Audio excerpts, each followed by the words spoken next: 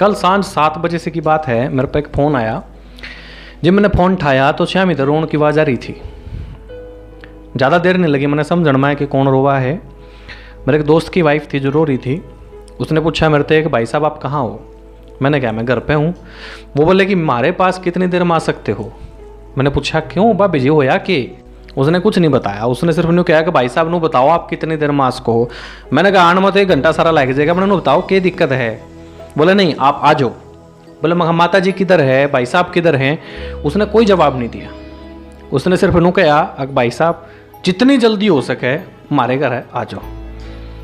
मैंने आश्वासन दिया अगर रुक जा मैं आन लग रहा हूँ। ताबड़तोड़ में मैं अपना स्पीड सी लेकर अपने मोटरसाइकिल की घंटे सारे मैं उनके घर पहुँच गया। मैंने देखा मेरे भाई साहब जो पेशे थे एक जज हैं शामी बैठे थे। भाभी रोने लग रही थी, चिल्लाने लग रही थी। उनका 12 साल का बेटा भी परेशान था। 9 साल की बेटी बेचारी कुछ कह नहीं पा रही थी। मैंने भाई साहब से पूछा बोले के चक्कर है रे। बोले के बात है तो मतलब न्यू के सिचुएशन कर रखी है, मैं बुलाया क्यों था ने फ़ोन करके। भाई साहब ने कोई जवाब ही नहीं दिया। फिर मैंने भाभी से पूछा भाभी जी क्या दिक्कत है, मैं बुलाया क्यों आपने नू बताओ। वह बोली ये पेपर देखिए भाई साहब तलाक के पेपर कोर्ट से तैयार करा लिया यहाँ है। मैंने तलाक देना चाहो यहाँ, पूछिए इससे क्यों तलाक देना चाहो यहाँ। मैंने पूछा अरे न्यू किस तरह उसका है यार, इतनी अच्छी फैमिली है, 2 बच्चे हैं, सब कुछ सेटल्ड है। एक नज़र में तो मन लगा कि ये मजाक कर रहे हैं मेरे गिले। फिर मैंने बच्चों से पूछा बोले बेटा दादी कहाँ है। बच्चे ने बताया कि पापा 3 दिन पहले नोएडा के ओल्ड एज होम में छोड़े आए, एक वृद्ध आश्रम में छोड़े आए दादी ने। तो मैंने घर के नौकर करते गया बाबू जी। वो बोले हाँ जी। बोले चाय बना दे चाय पीवेंगे। चुपचाप बैठे रहे सारे। इतने में चाय आ गई। मैंने चाय का कप हाथ में उठा लिया। हाथ में उठाए पीछा भाई साहब दे गया भाई साहब या चाय पियो। चाय पी नहीं रहे अगला। चलो जी बात आगे बढ़ गई। कुछ ही देर में भाई साहब एक छोटे बच्चे की तरह रोन लग गया, गोना चिंगाड़ मार रोन लग गया और बोलिया भाई मैंने 3 दिन तक कुछ नहीं खाया। मैं अपनी 61 साल की मां ने उस लोगों के वाले कर रहा हूं। पिछले साल ते मेरे घर में उनके लिए इतनी मुसीबत खड़ी हो गई थी कि जो तेरी भाभी जी है ना बोला इसने कसम खा ली अगर मैं माँ का तो ध्यान राख दी नहीं ना तो यह उससे बात करे थी और ना ही मेरे बच्चे अपनी दादी गल्ला प्यार से बात करे थे। रोज मेरे कोर्ट ते आने के बाद माँ मेरे शामी रोया करती। और यहाँ तो के ये जो चाय बना कर लिया है नहीं बोले हाँ ये भी बुढ़िया गल्ला ढंग से बात ही नहीं कराया करते। मेरी माँ ने 10 दिन पहले मेरे से कह दिया अगर बेटा तू मैंने वृद्धाश्रम में छोड़ा। मैंने बहुत कोशिश करी मेरी फैमिली समझाने की, मैंने बहुत कोशिश करी मेरी बहू समझाने की, बच्चे समझाने के, मैंने सारे समझाए लेकिन किसी ने सीधे मुंह मेरी बात नहीं सुनी रही। जब मैं 2 साल का था नहीं मेरा बाप मर लिया था। दूसरे के घर में काम करके मेरी माँ ने पढ़ाया मैं और आज इस काबिल बनाया कि मैं आज जज लग रहा हूँ। लोग बताओ मैंने कि मेरी माँ कभी भी मैंने घर पर किला नहीं छोड़ा करती, जहाँ काम करने जाया करती गिल्ला लेके जाया करती। मैंने उस माँ ना मैं 3 दिन पहले वृद्धाश्रम में छोड़ा। मैं अपनी माँ के दुख याद करके तड़प रहा हूं भाई। या तलाक नहीं दूं तो मैं करूं के।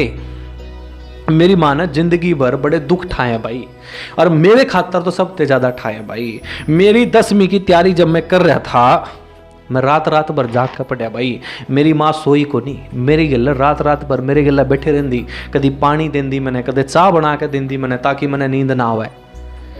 एक बार मेरी माँ का घना बुखार चढ़ गया भाई। मैं स्कूल में आया, मना कहा माँ तेरा शरीर तो घना गर्म है। आसदी बोली बेचारी बोले रोटी बनाऊं थी ना तो शरीर जाते गर्म है। 104 बुखार था भाई मेरी माँ के, 104 बुखार। लोग धार मांग के मैं दिल्ली यूनिवर्सिटी में LLB मेरे ते कराई। मैंने ट्यूशन तक नहीं पढ़ाने देवी थी भाई। वाह उन्हें न्यू था भी बच्चा पढ़ लिख के को बड़ा अफसर बनेगा, ट्यूशन पढ़ाओगा तो इसका टाइम खराब होगा, तो उसने ट्यूशन तक नहीं पढ़ाने दी। सारा खर्चा खुद उठाया है। दिन रात बेचारी लागी रहती, इतनी मेहनत करया करती। न्यू कहते वो जज वो भाई रोने लग गया। बोले अगर ऐसी मां के हम हो नहीं सकते तो हम बीवी बच्चा के किस तरह हो जाएंगे। मैं जिसके शरीर का टुकड़ा हूं, आज मैं मेरी मां ने उन लोगों के हवाले कर आया जिन न मेरी मां की ना तो आदत पता, ना बीमारी पता, ना मेरी मां के बारे में कुछ जान दे। जब मैं इसी मां के लिए कुछ नहीं कर सका तो मैं किसी और खातर भला के कर सकूं। भाई अपनी भाभी ना कह दे आज़ादी अगर इसने घनी प्यारी है ना तो मैं तो टोटली आज़ाद कर रहा हूं तलाक लेकर इसने हैं, पूरी आज़ादी देने लग रहा हूं मैं, तो ले ले अपनी आज़ादी जिसने आज़ादी घनी प्यारी है। जब मैं बिना बाप के पढ़ गया तो ये बच्चे भी बिना बाप के पढ़ देंगे। बस यू ही कारण है कि मैं तेरी भाभी ने तलाक देना चाहूं, सारी प्रॉपर्टी इनके नाम कर दूंगा और अपनी माँ गिल्ला है उस वृद्धाश्रम में रहने लग जाऊंगा। कम से कम मेरी माँ गिल्ला तो रहूंगा यार मैं। और अगर इतना सब कुछ करके मैंने मेरी माँ वृद्धाश्रम में छोड़ी है तो क्या गारंटी है ये बच्चे मैंने भी वृद्धाश्रम में छोड़ पाए। और इसी बीच भाई माँ गिल्ला रहते रहते आदत भी हो जाएगी और माँ का ना कोई तकलीफ भी नहीं होगी। बेचारा जज जितना बोलने लग रहा था उससे ज़्यादा रोए था। बात करते करते 12:30 हो गए। मैंने बापी का नहीं देखा, उनकी शक्ल पे प्राश्चित दिखे था मैंने। फिर मैंने ड्राइवर से कहा भाई चल ईबी के भी उठ और नोएडा चल लेंगे। भाई मैं फिर भाभी ना लेके बच्चा ना लेके जज ना लेके भाई ना लेके पहुंच गया नोएडा। ओडा जाकर भाई रात के 2:30 बज रहे थे। रिक्वेस्ट करी, पैर पकड़ लिए, भाई गेट खोल दे। बोले क्यों हो? बोले कौन हो तुम, क्या लेना आए हो? तो जज साहब बोले मेरी माँ है अंदर, उसने लेना आया हूँ मैं। चौकीदार ने पूछा भाई साहब तो क्या काम कराया करे? भाई ने बोलिया अगर मैं जज हूँ। चौकीदार हंसन लग गया।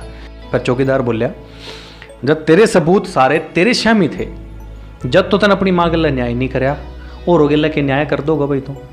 इतना सुन के हम लोग तो वहीं रुक गए। चौकीदार ने जज से कह दिया जा अंदर जाकर मिल ले। जज अंदर चले गया।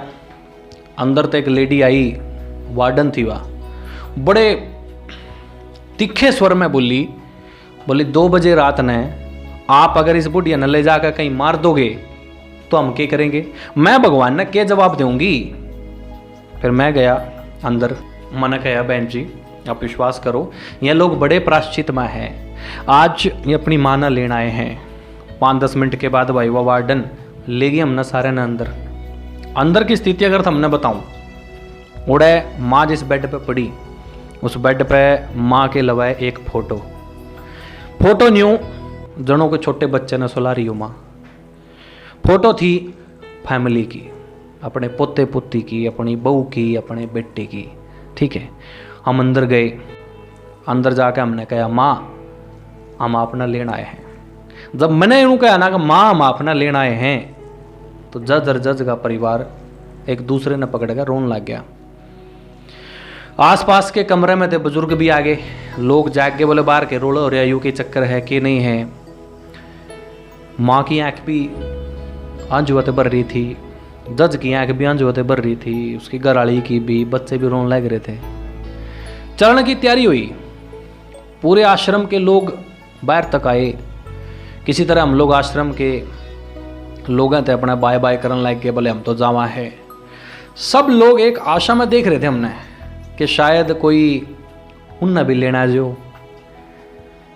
सारे रास्ते भाई हम घर पहुंच गए। रास्ते भर किसी ने कोई बात नहीं करी, लेकिन भाई साहब और माता जी एक दूसरे के लाड लड़ा रहे, एक दूसरे ते बात बता रहे, अपनी भावनाएं अपने पुराने रिश्ते याद कर रहे, सुख दुख पश्चाताप बैठ रहे। लगभग 4 बजे से हम घर पहुंच गए। लेकिन घर पहुंचते पहुंचते भगवान का शुक्र है अगर बाबी जी ने समझ में आ गया था अब उसके परिवार की खुशी की चाबी के है। मैं भी चल दिया, लेकिन रास्ते पर वो सारी की सारी बात मेरे दिमाग में घूमती रही। भाई रे माँ केवल माँ है, उन्हें मरण ते पहला मरण ना दिए रहे। माँ ने मरण ते पहला ना मरण ना दिए रहे। माँ हमारी ताकत है, उन्हें बेसहारा ना होने दिए भाई। अगर वो कमज़ोर होगी नहीं, अगर माँ कमज़ोर होगी नहीं तो हमारी संस्कृति की रीढ़ की हड्डी कमज़ोर हो जाएगी भाई। और बिना रीढ़ का समाज किस तरह हुआ, तना बेरा है किसी तरह लुक रहा हो कि जिस समाज की रीढ़ की हड्डी टूट गई ना वो समाज ही खत्म है भाई। दोस्तों, अगर आपकी जानकारी में इसी किसी तरह की कोई समस्या हो तो उस तक यह वीडियो जरूर पहुंचाइयो। बात ने बढ़िया तरीके से समझाने की कोशिश करियो। कुछ भी करो लेकिन हमारी जननी बेसहारा और बेगौर न होने दियो भाई। अगर माँ की आंख में अंजू गिरे तो यू कर्ज जन्मों जन्मों तक रहेगा। यकीन मानिए सारा कुछ होगा तार पर, सुकून नहीं होगा। सुकून सिर्फ माँ की गोदी में होगा रहे, उस गोदी ने बिखर ना दियो रहे। इस वीडियो ने खुद भी देखो, अपने बच्चों तक भी दिखाओ, और जिस भाई ने जरूरत हो उस भाई तक इस वीडियो ने पहुंचाओ। शायद किसी के घर की माँ वृद्धाश्रम में जाने से बचेगी, उनकी जिंदगी का सुकून खत्म होने से बचेगा। जय हिंद, जय भारत।